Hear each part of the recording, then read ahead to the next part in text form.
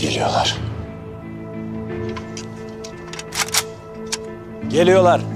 Siper alın.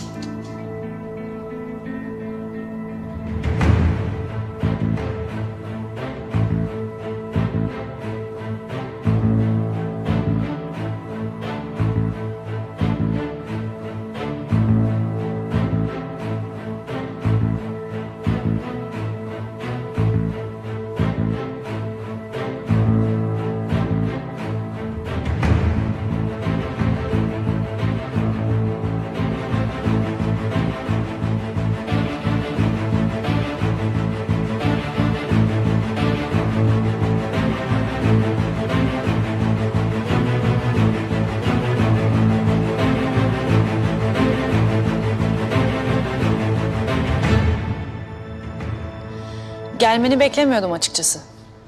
Uzun kalmayacağım. Ne söyleyeceksen söyle. Yavuz'la konuştun mu? Yavuz'la konuşmama gerek yok. Ona güveniyorum. Aşk gözümü kör etti diyorsun. Aksine gözümü açtı. Mesela senin gibi bir yalancıyı uzaktan tanıyabiliyorum. Derya, ben yalan söylemiyorum. Senin sevgilin bir sahtekar. Ve muhtemelen illegal işler yapıyor. İnfaz, adam kaçırma, şantaj, tehdit, belki işkence bile var. Yavuz yıllarca ülkesine hizmet etmiş biri. Onurlu, dürüst bir adam. Ya benim bu dediklerimi yapıyorsa o zaman ne yapacaksın? Seninki iyi taktik aslında.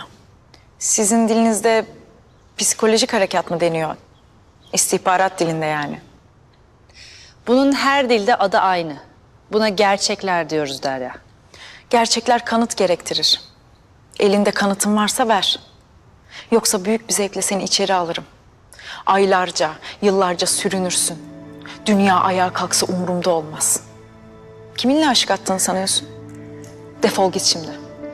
Yavuz'un gerçek kimliğini öğrendiğinde yüzündeki hayal kırıklığını görmek için sabırsızlanıyorum. Ben de cezanı çektiğini görmeyi sabırsızlıkla bekliyorum. Sadece çok az daha bekle. Vaktin daralıyor Linda. Elinde ne varsa ver. Yoksa benim elimde senin için bir şey olması yakındır.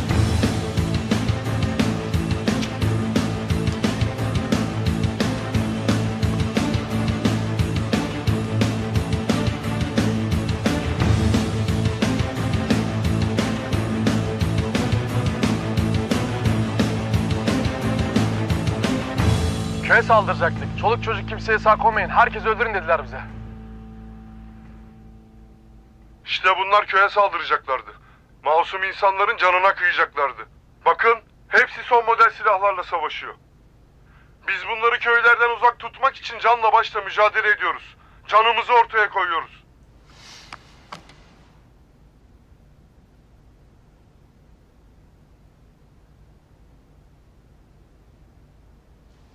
Müthiş.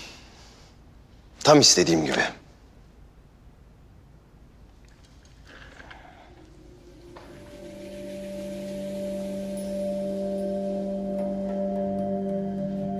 Korktun mu?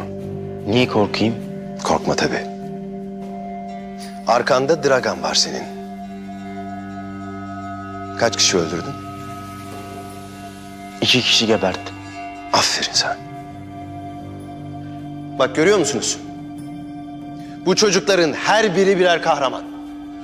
Yarın bütün dünya bu çocukları konuşacak. Aferin size. Hadi gidin dinlenin şimdi.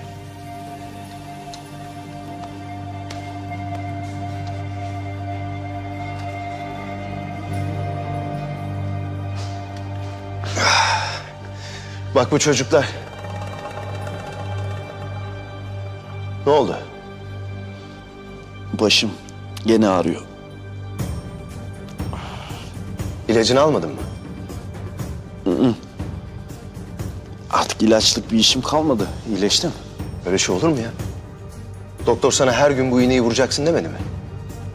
Eğer vurmanı istemeseydi söylerdi, öyle değil mi?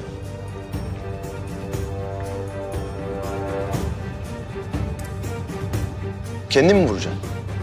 Kendim vurayım. İğne yapmayı nereden hatırlıyorum? Onu da bilmiyorum ya. Bizden öğren.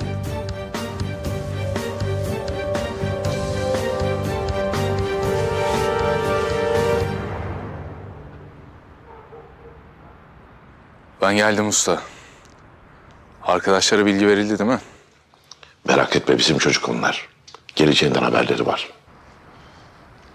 Işıklar yanıyor komutanım. Arkadan dolanalım. Biz bu kadının yatana kadar bekleyecek miyiz? Bakacağız. Hadi. Bakın, hepsi son model silahlarla savaşıyor. Biz bunları köylerden uzak tutmak için canla başla mücadele ediyoruz. Canımızı ortaya koyuyoruz.